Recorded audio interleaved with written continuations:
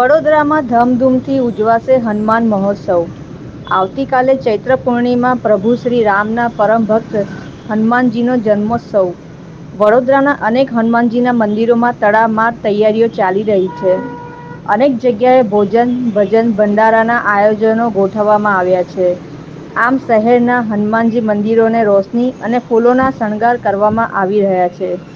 આવતીકાલે વહેલી સવારથી જ હનુમાનજી મંદિરોમાં ભાવિક ભક્તોની ભીડ જોવા મળશે। આવતીકાલે મંદિરોમાં હનુમાન ચાલીસાના અખંડ પાઠ સાંભળવામાં આવશે। મહોત્સવને લઈ અનેક કાર્યક્રમો યોજાશે, જેની તડામાર તૈયારીઓને આખરી ઓપ આપવામાં આવી રહ્યો છે।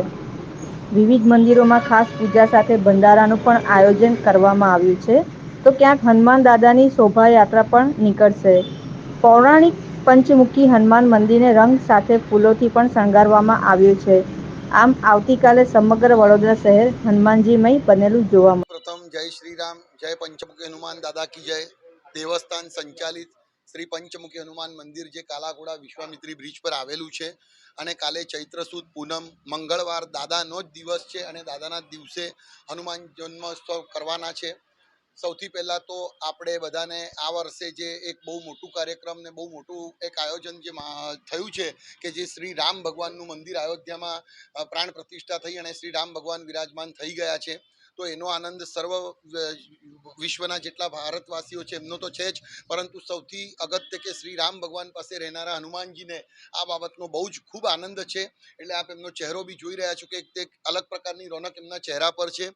એટલે કે સૃષ્ટિના અંદર આવનારા સંકટોને હરણ કરવા માટે હનુમાનજીને શ્રી રામ ભગવાને કીધું હતું અને આજે શ્રી રામ ભગવાન પોતે પ્રસ્થાપિત થઈ ગયા છે, તો એમનો આનંદ એમને અલગ રીતે થશે।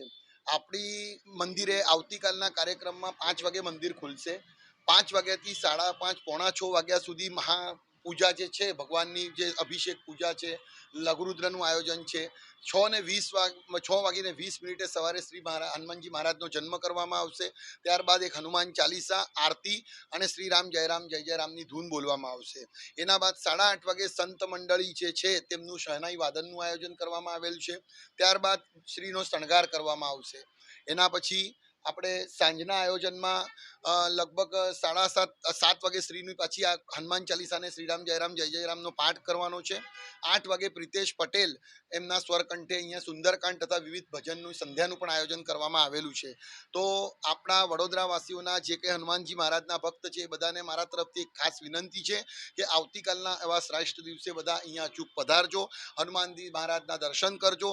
તમારા જે કંઈ તકલીફો હશે, જે કંઈ માણસને આદિવ્યાધિ ઉપાધિ હશે, એ બધાનું ભગવાનને ચર્ચા કરીને ભગવાન એમના બધાનું સંકટ હરણ કરે એવું એમને પ્રાર્થના કરજો, અચૂકથી દર્શન કરજો।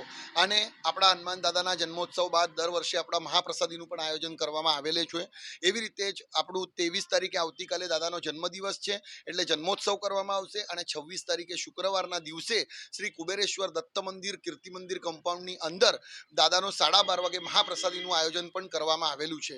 તો બધા ભાવિક ભક્તોએ દર્શનનો તથા પ્રસાદનો અવશ્ય લાભ લેવો। જય શ્રી રામ, જય પંચમુખી હનુમાન દાદા કી જય।